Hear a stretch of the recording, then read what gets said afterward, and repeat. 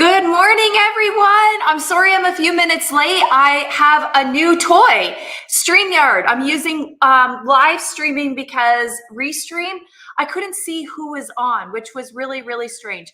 So anyways, now I can see who's watching, who's here. If you are here, let me know. Say hello to me. You might have got an email from me. I'm going to change the gears a little bit, but I'm going to circle back to the email. So one of the things that I really, really know to be true is what you resist persists. And I want to know right now, like, let's have a conversation. What is it in your life right now that you know you are resisting? Maybe it's something to do with your health. Maybe it has something to do with your business. Maybe it has something to do with your relationship. Whatever that is for you, take the time to just think about that question. What are you resisting? And write it down. Now, one of the things I am resisting, and I know I'm a little embarrassed to even say it out loud, but I am resisting exercise. I know it's so crazy, but I literally wake up every morning around 4:30. I look at the clock and I say to myself, I should really get up and exercise this morning. And then my brain goes to all the reasons why I don't want to exercise and why I'm not going to exercise and how I'm going to do it later and all of these things. I am totally resisting exercise. Now, I'm not going to make it significant or heavy or make myself wrong, but this is the funny thing. I don't know if you've ever heard of this, but we all have this little rebellious inner child in us. I call it the rebellious child syndrome. You know, where we're all kind of some of our ages at some time, some of our ages at some times. I feel like I am that rebellious child that's in gym class where the teacher says you got to put on those shorts and that t-shirt and you got to exercise and you got to sweat. And I'm saying, I don't want to sweat. I don't want to do this. But what you might not know about me is 4 years ago, I was in the best shape of my life. And I remember going to my personal trainer. I'd been seeing her for weeks. I was exercising, eating well, feeling really great. She took all my measurements and she said, Tina, she said, you could be in a competition right now. And she said, you're 15% body fat. You look amazing. You should sign up for a competition. Those words actually triggered something in me that I actually did a complete 180. I stopped going to the gym. I stopped exercising. Why? Why would I do this? Why would I resist this? How you show up in one area of your life is how you show up in all areas of your life. And I saw the connection in, like, not right away. It took me years to see the connection. But I always had this thing where I was afraid to be seen. And when I started getting into shape and taking care of myself and feeling really good, what I heard was, what are you doing? Starving yourself? You look too thin. Are you healthy? Are you okay?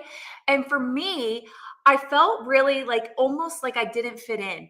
And I didn't know, it was unconscious, but then I started resisting being different than other people.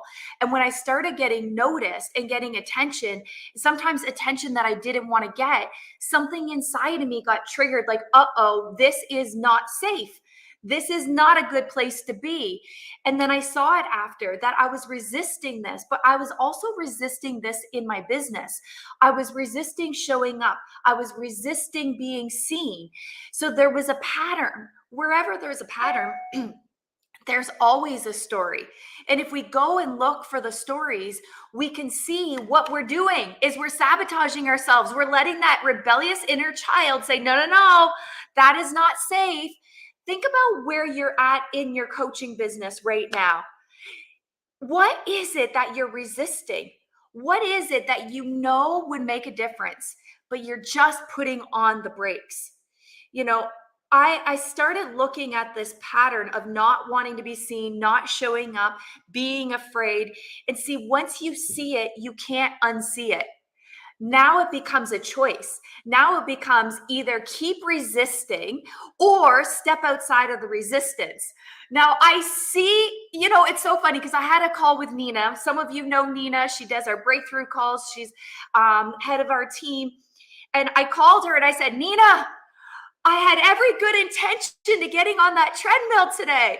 And I just resisted. I found every single excuse in the world to not get on it.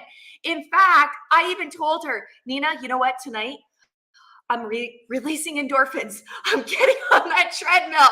Instead, I found every excuse in the world, work, family, blah, blah, blah, blah, blah, to not get on that treadmill. And instead, this is what I did. I poured myself a glass of okay. I poured myself a glass of wine. Now I can laugh. We can laugh at this. It doesn't have to be heavy. It doesn't have to be significant. It doesn't have to revolve around childhood trauma. It literally could just be we're resisting. But my question is, how long do we want to resist being the best version of ourselves? How long do we want to resist growing our coaching business? How long do we want to resist living the great life that's available to us? One thing that I know to be true, if we don't declare that it's important or a priority, we will keep repeating the same patterns. But then I'm looking, I'm like, why is me being the healthiest version of myself not a priority? Why is it not important? Why do I keep putting it on the back burner? So sometimes when we're resisting something, we got to dig a little deeper, right? And so it's this whole experience of, why don't I deserve to look and feel my best? What is the story I'm telling myself?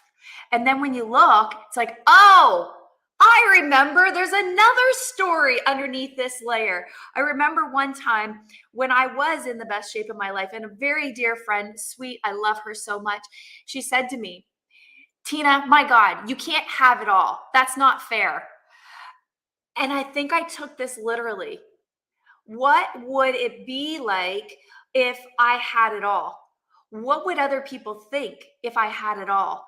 And you might be asking yourself the same thing. It might be an unconscious thing. But if we can bring it into our awareness, see, ecology, we're always keeping three things intact at all times: our sense of love, our sense of safety, and our sense of belonging.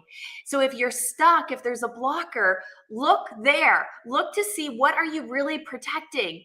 What would it be like if your mindset, your programming from childhood was scarcity and lack, and you struggled to make money? And then all of a sudden, you started making money more than your family, more than your friends.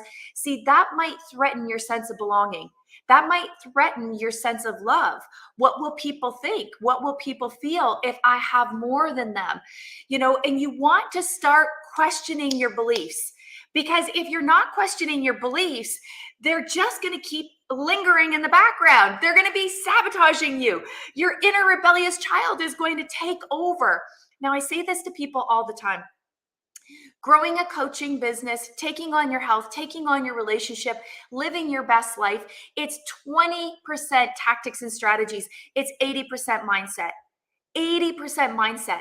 If we're not challenging our beliefs, if we're not making things a priority or important, we'll never shift our views, opinions, and beliefs. We'll never take actions. We'll never shift our mindset. We'll never get results. I'm pointing like a pyramid because I think of Ryan's unshakable belief pyramid, right? At the top is the results.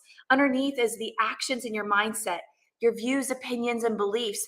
What's important, what's a priority, and what do you value? Sometimes we value staying in our comfort zone a little bit more than living the life that we want to create.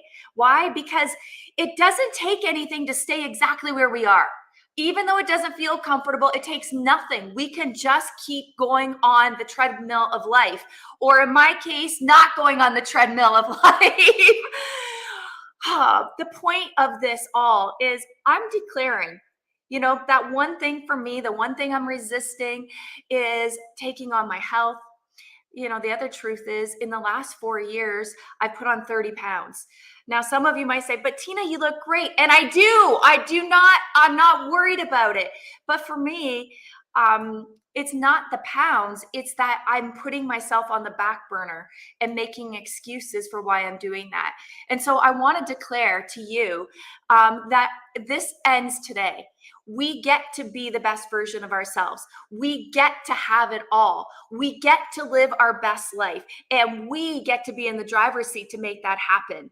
There's nobody else in the world that can I can't help you. My team can't help you if you're not willing to declare that this is a priority for you. So I want to know, what are you hearing in this conversation? What are you seeing for yourself? I'm going to check in with the comments. Good morning. Hey, Leanne. Nice to see you. Andrea. I just see Facebook user. Yes, what are you declaring is important, a priority for you? What are you declaring that you want in your life? What are you willing to do to have it all? And are you willing to shift the belief that it's not possible? Are you willing to shift the belief that you don't deserve it? Are you willing to shift the belief that you're not worthy? Because we really are. We have so much power within us. I promise you, we really, really, truly do. But it starts with a declaration. It starts with an awareness. I don't know how many times people come to me and say, Tina, I got this money block. And the email that went out is, are we earning our stripes before we ask for money? Some of you that are watching aren't coaches, but maybe you're in other businesses where the topic of money feels a little uncomfortable. And as coaches, we love the world, we love humanity, we want to make such a difference, but we tell ourselves this story: until I have X amount of clients, until I have X amount of experience, I shouldn't charge. Some people are saying I shouldn't charge at all. I should just do pro bono. I should charge low fees. I should charge, a nominal amount. But ask yourself why. What did you have to do to get to where you are today? How many books have you read? How many courses have you taken? What are your life experiences? What had you go from where you were to where you are right now? Consider you've earned your stripes. You've lived life and you're still here. You're still surviving. That is earning your stripes. Now, this is the other thing, right? When people commit to something, when they put an exchange of value, when they transfer money, for your services, what they're doing inside their mind is saying, it is important to me. It's a priority. I'm willing to invest this money, maybe instead of a car, maybe instead of a vacation, maybe instead of Botox. I don't know what people are spending their money on, but they're saying, this is so important. I'm willing to invest in myself because I believe in myself. Now, when there is an exchange of value like that, people show up differently. Like when I have a personal trainer that I'm paying for, I don't miss a session. If I don't have my trainer, I'm missing sessions. I'm just walking on the treadmill. I'm saying, yeah, I made it to the gym, but I'm not really showing up with velocity. And that's what you do for people. You help them show up with velocity. And I mean, seriously, you guys, if you're not seeing the value that you have to offer to the world, what is it going to take for you to see that? What is it going to take for you to really believe in yourself? See, I have this vision, and maybe I shared it with you last week or the week before, but I have this vision that coaching, therapy, personal development is going to be as normal and as essential as running water, electricity, and Wi-Fi. It's going to be in every home, hospital, family, business, and that people with courage and confidence are going to rise. Coaches just like you are going to lead the way. Now imagine a world where people are looking for you to help guide them, and you transform their life. And in your clearing, they transform their families and they transform their communities. We could live in a world that works. This, I don't want to go on this soapbox, but this division that we have set up sometimes where people are right and people are wrong. What if nobody's right, nobody's wrong? We're just not aware. And as soon as we become aware, magic happens. And we can't coach ourselves. That's why I have a coach. I have a therapist. I have people in my life that help me when I'm breaking down. Why? Because I'm a human being, and so are you. So are we. And so we can't coach ourselves because our brain is not wired to see those blind spots. It's just like when you're driving in a car and, there's somebody in your blind spot. You can't see them. It's physically impossible if they're in your blind spot. Right? So our job as coaches, our job as human beings is to start recognizing what's in our blind spot? What don't we know that we don't know that's hiding beyond our view? What are we resisting? What are we rebelling against? When are we being our inner child saying, no, I'm not going to do that? Man, I have temper tantrums all the time. Anyways, my point is, you deserve to have everything you want in your life, but you gotta go take it. You gotta grab it. You gotta want it. You gotta not tolerate settling for anything less than the most amazing life that you have a God-given right to live. One life, one kick at the can. Where are you holding yourself back? How long are you going to tolerate it? I declare today, I am no longer tolerating putting myself on the back burner. It's inauthentic. It's phony baloney. I'm going to stop resisting, and I encourage you to do the same. Now, if you want to know what's hiding in your blind spot that's preventing you from showing up powerfully in your business, if you have fears, doubts, beliefs that you need to be challenged, I would encourage you to come to mine or Nina's workshop. We run 3 live events every Monday and Tuesday, 8 a.m. Eastern on Monday, 1 p.m. Eastern on Monday, 8 a.m. Eastern on Tuesday. This is what we do. We help you see what is motivating you to take action. What is really driving you? What is your vision?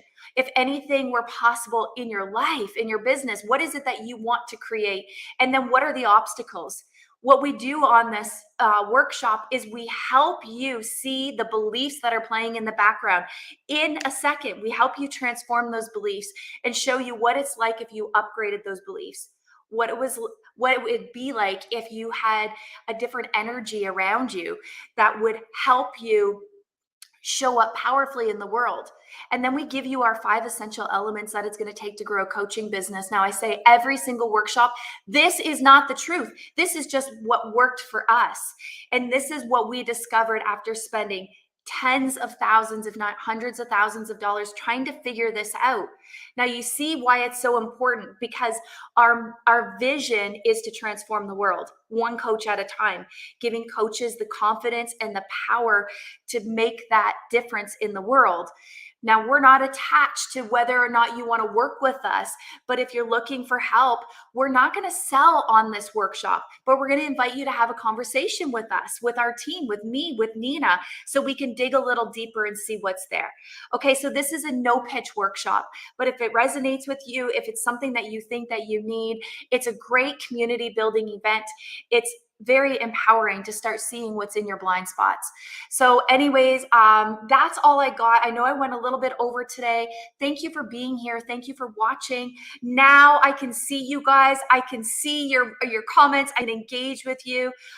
So thank you for those comments. Thank you for being here. I love you guys. Let me know, where are you stuck? Where are you stopped? What do you want me to talk about next week? Because, I don't script these. I just wake up in the morning and think, what do I need to talk about today? Sometimes I even send an email out earlier, and then I'm like, I don't want to talk about that anymore. And I switch. But I want to hear from you. What do you need from me? How can I support you? How can I be that mentor that you need? How can I help you? So let me know. I have the gift of gab if you haven't noticed yet. And I love sharing. I love contributing. And if you need something from me, please let me know so I can support you and serve you. Okay, I love you guys. Have an amazing Tuesday. Be brave, be courageous, be loving, and go make a difference in the world. Okay, everyone. I'll see you next time. Bye.